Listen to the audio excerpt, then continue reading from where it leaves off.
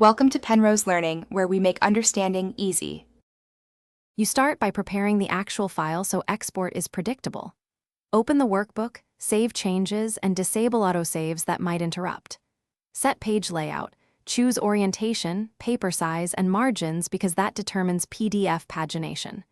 Once done, pick exactly which sheets you want, active sheet, selected sheets, or the whole workbook, and hide any helper sheets you don't want to appear.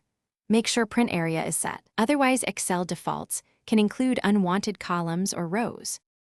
Next, perform the export with attention to settings so the output matches expectations.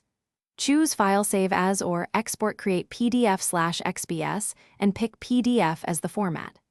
In Options, select what to publish, set quality to standard for readable text, and include document properties if needed. Preview the result using Print Preview to catch scaling, page breaks, or cut-off columns. Adjust scaling to fit sheet on one page or custom scaling to maintain layout. Finally, save the PDF to a trustworthy location and confirm the file name and size.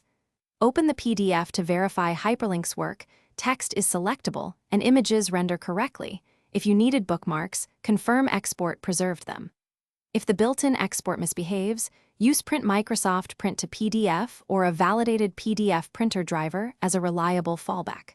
Troubleshooting tip: if formatting breaks, clear print areas and reapply page breaks, then re-export. Corrupt print area definitions often cause layout errors. Thanks for watching. If this was helpful, leave a like and consider subscribing. See you next time.